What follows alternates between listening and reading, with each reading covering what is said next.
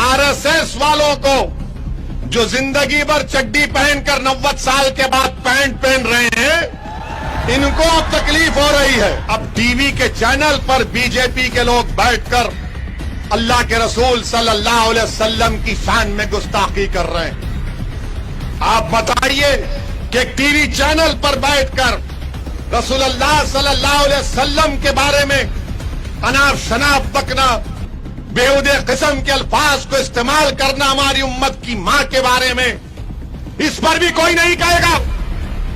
जो आज मेरी मंगरोल के आने पर उंगलियां उठा रहे, बोलो ना, कांग्रेस को कुछ बोले, कुछ तो बोलो। 70 साल का बूढ़ा है और उसको बीजेपी के एक कॉरपोरेटर का शौहर पति उसको इतना मारता है। क्यों मारता है उसको? कि तू बता, तू मुसलमान है नहीं है? वो बूढ़ा कह रहा है कि नहीं, मारे जा रहा है, मारे जा रहा है, और जान ले ली उसकी। मैं अब इस दुनिया को छोड़ने से पहले मैं यही चाहता हूं कि मुझसे ज्यादा नेक, काबिल, मुत्तकी, बहादुर लोग पैदा हो जाए, बेटियां पैदा हो जाए, जो मुझसे ज्यादा गरीब और मजलूम आवाम की आवाज बने और उनकी लड़ाई को जारी रख सके। यही काम कर रहा हूं, यही काम कर रहा हूं। यही मेरी जिंदगी का बहुत बड़ा एक मकसद है। इसीलिए हमने महाराष्ट्र में इम्तियाज जलील आज महाराष्ट्र के दलितों का, मुसलमानों का, मजलूमों का एक नेता बन चुका है। हमको यही काम करना है। अगर यही सोचते बैठेंगे कि सेकुलरिज्म का क्या होगा, सेकुलरिज्म क्या है? सेकुलरिज्म एक जनाजा बन चुका है आज की तारीख में, और मुसलमानों से कहा जा रहा है नहीं, तुम्हारा काम है जनाजे को उठा के चलो। अरे मैं कब तक उठा के चलूंगा इसको? 60 साल से तो मैं ही उठा रहा हूं उस जनाजे को। अब तुम ले जाओ इस जनाजे को। अब मैं नहीं उठाने वाला इस सेकुलरिज्म के जनाजे को। कौन सा सेकुलरिज्म है बताओ? क्या आपने नहीं देखा कि मध्य प्रदेश में एक जैन साहब है, 70 साल का बूढ़ा है, 70 साल का बूढ़ा है, और उसको बीजेपी के एक कॉरपोरेटर का शौहर पति उसको इतना मारता है। क्यों मारता है उसको? कि तू बता, तू मुसलमान है नहीं है? वो बूढ़ा कह रहा है कि नहीं, मारे जा रहा है, मारे जा रहा है, और जान ले ली उसकी। ये सेकुलरिज्म है कि 70 साल के जैन तबके से ताल्लुक रखने वाले शख्स को मध्य प्रदेश में इसलिए मार दिया गया कि वो मुसलमान नजर आ रहा था। कहां है सेकुलरिज्म? मुझे बताओ। मत दो मुझे इन बातों की दुहाई।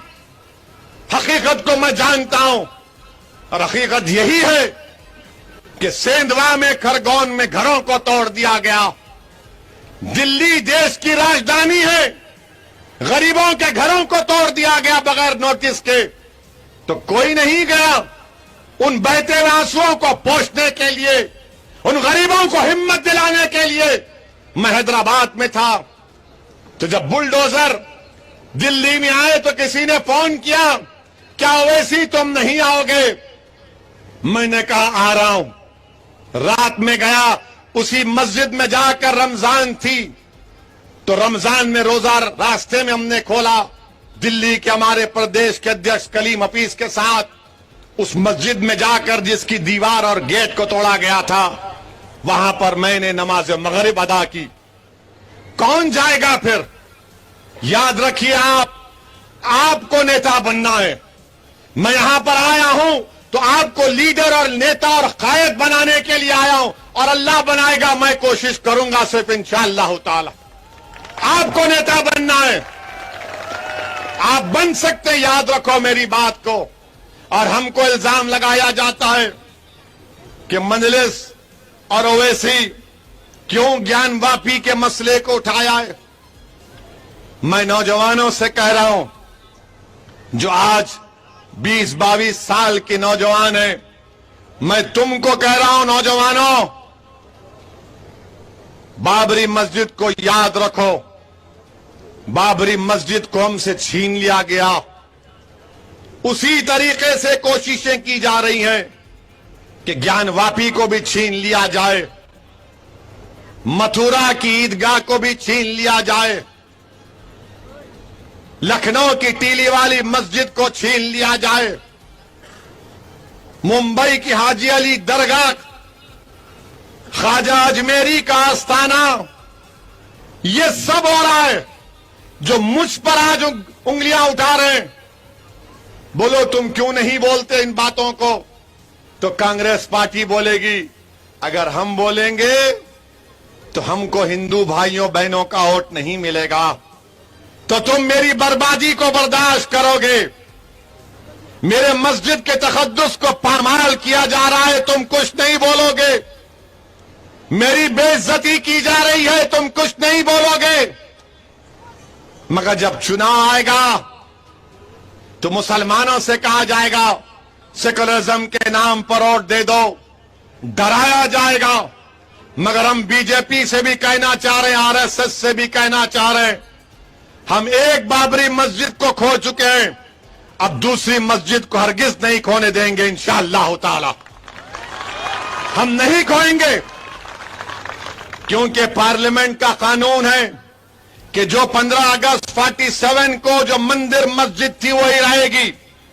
और देश के प्रधानमंत्री को भी हम बता रहे हैं, मोदी जी 91 के कानून को मानिए और आपके इन लोगों से कहिए जो कोर्ट को जा रहे हैं उनका इख्तियार जरूर है, मगर देश का माहौल अगर कोई खराब कर रहा है तो आप ही की आइडियोलॉजी के लोग दौड़ दौड़ कर रहे हैं। अब तो हद ही हो गई कि हलाल पर, हलाल गोश्त पर मुसलमानों को के ताल्लुक से कहा गया कि हलाल गोश्त खतरा, हिजाब खतरा, दाढ़ी खतरा, टोपी खतरा, पैजामा खतरा, ट्रिपल तलाक गलत, मस्जिद गलत, अज़ान से खतरा। अब टीवी के चैनल पर बीजेपी के लोग बैठकर अल्लाह के रसूल सल्लल्लाहु अलैहि वसल्लम की शान में गुस्ताखी कर रहे हैं। आप बताइए कि टीवी चैनल पर बैठकर रसूलुल्लाह सल्लल्लाहु अलैहि वसल्लम के बारे में अनाप शनाप बकना, बेहुदे किस्म के अल्फाज को इस्तेमाल करना हमारी उम्मत की मां के बारे में, इस पर भी कोई नहीं कहेगा। जो आज मेरी मंगरोल के आने पर उंगलियां उठा रहे हैं, बोलो ना, कांग्रेस को कुछ बोले, कुछ तो बोलो। तो नहीं बोलेंगे, मगर ये अल्लाह का करम है कि अल्लाह के रसूल सल्लल्लाहु अलैहि वसल्लम के खिलाफ किसी ने नाप शनाप बका, तो अल्लाह का लाख लाख करम है कि अल्लाह ने इस गुनाहगार को मौका दिया कि मैं आका की शान में अगर कोई बोलता है तो उसके खिलाफ बोल रहा हूं। और यही मेरे लिए, मुझे यकीन है कि मैंने जो चंद अल्फाज अपनी गुनाहगार जबान से अदा किए, मुझे यकीन है कि अल्लाह इसको कबूल करेगा। मेरे अजीज दोस्तों और बुजुर्गों, और हम मोदी जी से ये बताना चाह रहे हैं कि मोदी जी, आपने पार्लियामेंट में कहा था कि 1200 साल की गुलामी के बाद आज सत्ता मिली है। मोदी जी, ये आपको हिस्ट्री कौन सिखाता है? 1200 साल की गुलामी, अशोका का दौर क्या था मोदी जी आपके लिए? मोदी जी ये भी तो बता दीजिए कि अशोका का जो पोता था उसको किसने मारा था? और आरएसएस वालों ये बता दो, ये पुष्यमित्रा संघा आपका क्या रिश्तेदार था जिसने बौद्ध मजहब के तमाम 30,000 इमारतों को निस्तो नाबूद कर दिया? मोदी जी, भारत की तारीख 1200 साल की गुलामी नहीं, भारत की गुलामी अंग्रेजों की 200 साल की थी। और भारत की तारीख शुरू होती 65,000 साल पहले। मैंने कल मुंबई में कहा तो दिन भर आरएसएस वालों को जो जिंदगी भर चड्डी पहनकर 90 साल के बाद पैंट पहन रहे हैं, इनको अब तकलीफ हो रही है। अब बोल रही है कहां से लाया ये? अरे कहां से लाया नहीं था, शाम में तुम पढ़ते नहीं हो। 65,000 साल पहले भारत, माने ये जो बर्रे सगीर का इलाका है, 65,000 साल पहले यहां पर अफ्रीका से लोग आए थे।